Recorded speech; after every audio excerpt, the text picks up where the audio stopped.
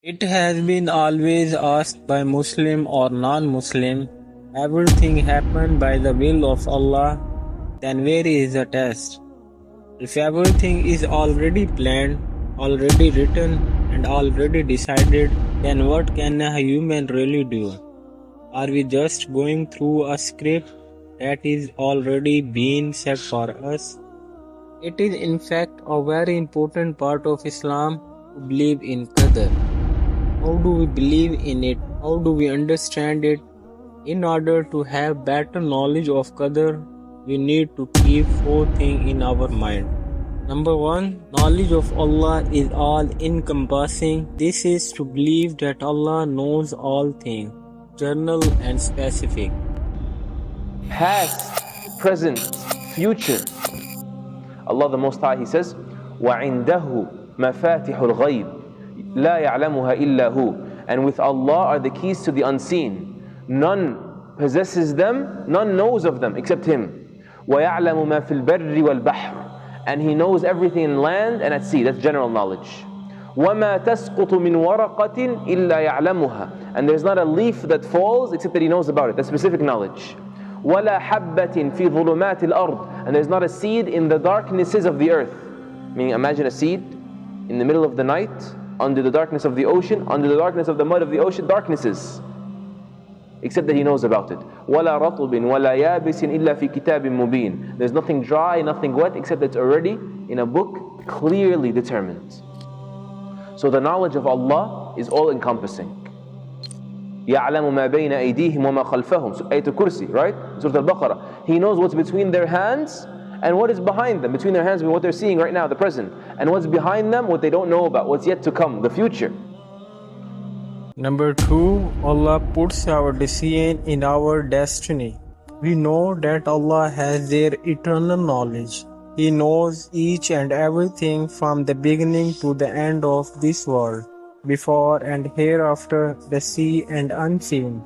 When we say His knowledge power everything, then of course He knows our decision too. So when you choose to do this or that, whose choice was it? Yours, yeah? But Allah already knew the choices you would make ahead of time. And then He allows you to go through this scenario called this life. So we put on your decision and your destiny. Allah says, بل بدا لهم ما كانوا يخفون من قبل ولو ردوا لعادوا لما نهوا عنه وإنهم لكاذبون. In these verses, Allah says, if we send them back to the world they were forbidden, it means that their decision will be same and it will not change. This is what Allah exactly know before your creation. So we put their own decision and their destiny. Number 3. Allah gave us the guidance and the power of intellect. Okay, you don't know your destiny, but instead you have been given the guidance, the Holy Qur'an and the Sunnah. Each destiny go through the evil, not only the guidance, but the power of intellect too. He tells you in the Qur'an that this life is nothing but frivolity. It is nothing. This is not the real life. But for you and I, this temporary life that we live in here, this few years that we spend stomping around on His earth, is actually the proving ground for us. So He gave you each and everything. Where is unjust? Where is unjust? Actually, there is just, and you cannot blame your Lord. If you do wrong, it's your own fault. Number 4. We cannot change destiny, we only make choices. However, it is impossible to change our destiny. We only decide to select only one option among many. Making choices is being offered to you X or Y, and you're choosing. A or B, and you're choosing. 1 or 2, and you're choosing. You're constantly making choices, but you never really have control over the situation. You say, for instance, tomorrow I will go to work and I will take the train. But you don't really know that. because you can't control. You can't control the train is going to be there on time, or the train will even run at all. Maybe it will rain real hard and they'll shut the trains down.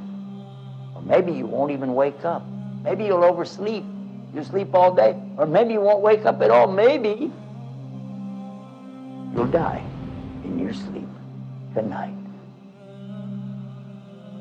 This shows you make decision but you don't control the situation. Therefore, the test is not based on destiny, it is based on decision. Allah will reward or punish us based on our intentions and actions. The Prophet ﷺ said, actions are judged by intention. A good intention can even turn a bad destiny into something good, and sincere dua can change what was destined.